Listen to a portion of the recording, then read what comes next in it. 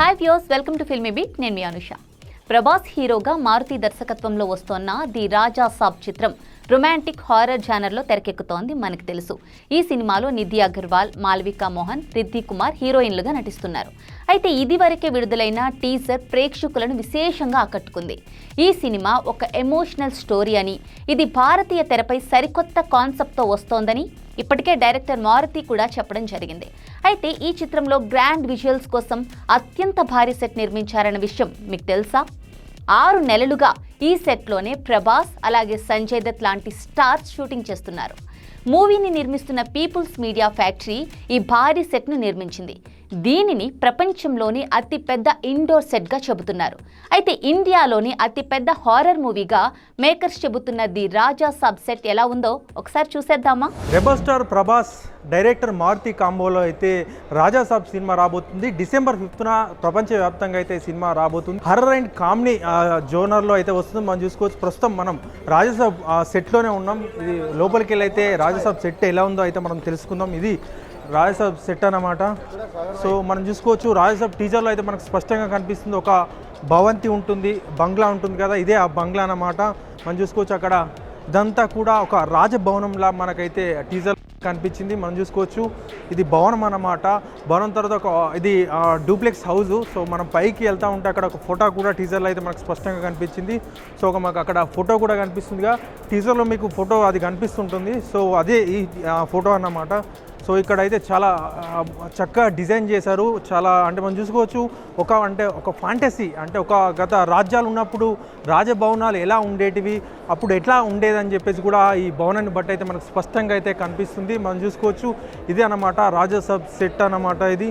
So చాలా అందరూ అయితే ఆసక్తిగా ఎదురు చూస్తున్నారు. ఎందుకంటే ప్రభాస్ ఇప్పటివరకు కూడా యాక్షన్ సినిమాలే చాలా చేశాడు, కానీ ఇట్లా హర్రర్ అండ్ కామెడీ జోనర్ సినిమాలు అయితే ఎప్పుడు చేయలేదు. సో మారుతి ప్రభాస్ కాంబోలో అయితే సినిమా రాబోతుంది. టీజర్ అయితే చాలా ఆకట్టుకుంది. మనం చూసుకోవచ్చు, ఇందులో మనకు హర్రర్ అయితే స్పష్టంగా కనిపిస్తుంది. మనకు ఒక రూమ్ అయితే చూపిస్తాను మీకు హర్రర్ అంటే దయ్యాలు కావచ్చు, మనకి ఇట్లా హర్రర్ అనే మనకు హర్రర్ సినిమా ఉంటాం కదా, మీకు ఆ ఎక్స్పీరియన్స్ కోసం అయితే మీకు ఒకటి చూపించే ప్రయత్నం అయితే చేస్తాను. ఇది కూడా సినిమాలో కనిపించబోతుంది. ఇందులో మనకు మొత్తం ఇట్లా నిమ్మకాయలు, కొడుగులు ఇట్లా అన్నీ కూడా మనకు ఉంటాయి. సో హర్రర్ సినిమా ఎట్లా ఉంటుందో, ఆ రీసెంట్ సెట్ ఎట్లా ఉంటుందో కూడా మనం చూసుకోవచ్చు. ఇక్కడ చూసుకున్నారుగా, ఇదే డోర్ అన్నమాట. సో ఇందులోకి వెళ్ళినట్టయితే మనకు చాలా భయంకరంగా కనిపిస్తుంది. మనకు దయ్యాలు, భూతాలు ఎట్లా ఉంటాయని చెప్పేసి కూడా మనకు చూపించే ప్రయత్నం అయితే చేశారు. సో మనం లోపలికి వచ్చి చూసుకోవచ్చు, చాలా భయంకరంగా అయితే డిజైన్ చేశారు.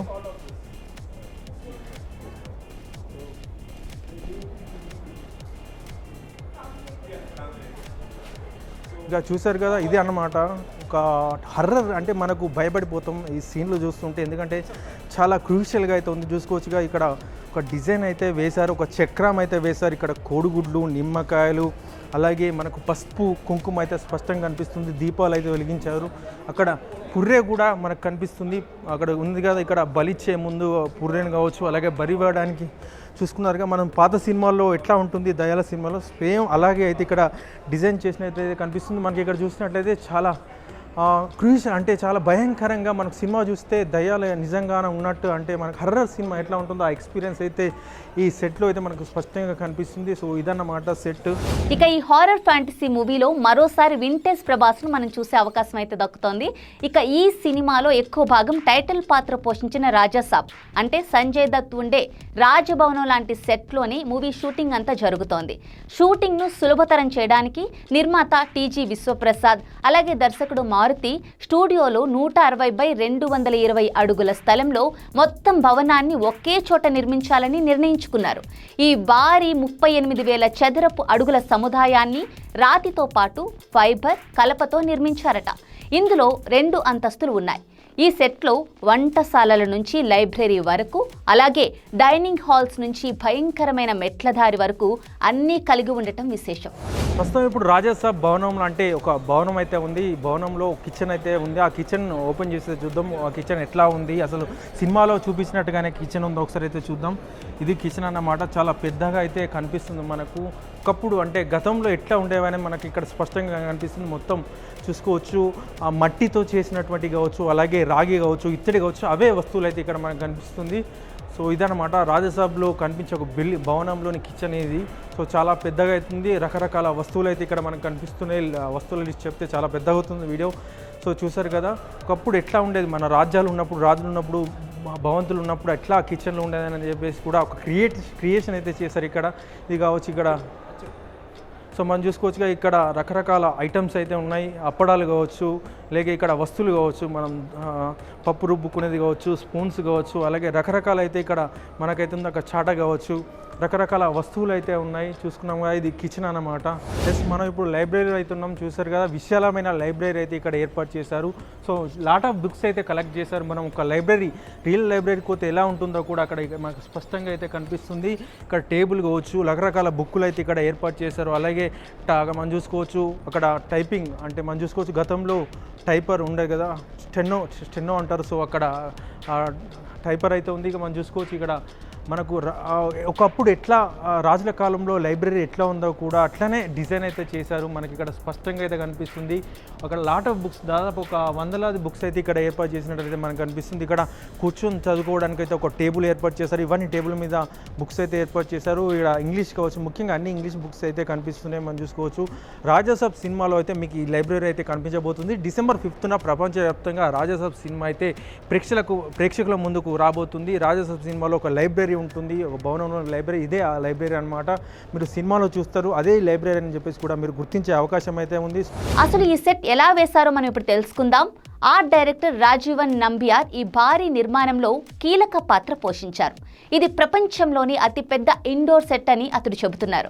అంతేకాదు ప్రపంచంలో ఎక్కడా ఈ పరిమాణం, ఈ స్థాయిలో ఒక సెట్ను మీరు చూడలేరని కూడా చాలా కాన్ఫిడెంట్గా చెబుతున్నారు. దీనిని నిర్మించడానికి 1000 నుంచి 1200 మంది 4 నుంచి 6 నెలల పాటు ప్రతిరోజు కష్టపడ్డారని నంబియార్ వెల్లడించారు.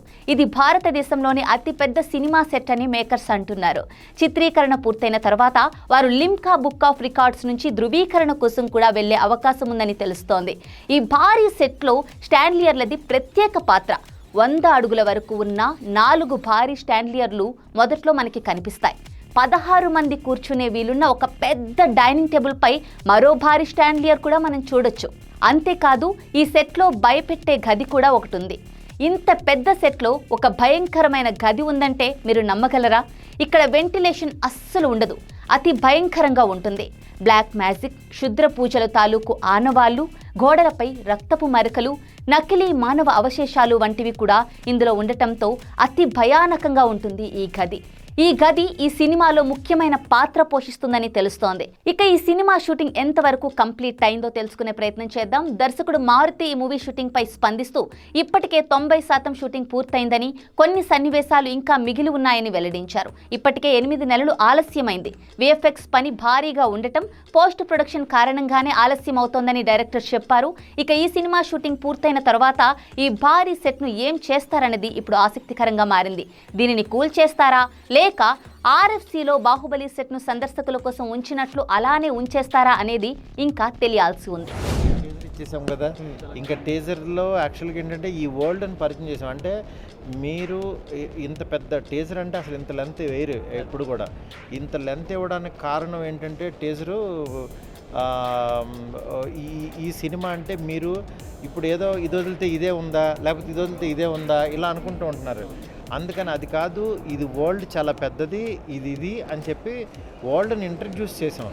కానీ రియల్గా అసలు మీరు ఈ సినిమా ఏంటనేది మేము నెక్స్ట్ వదిలే కంటెంట్స్ తెలుస్తూ ఉంటే మీరు చాలా ఎగ్జైట్ అవుతారు.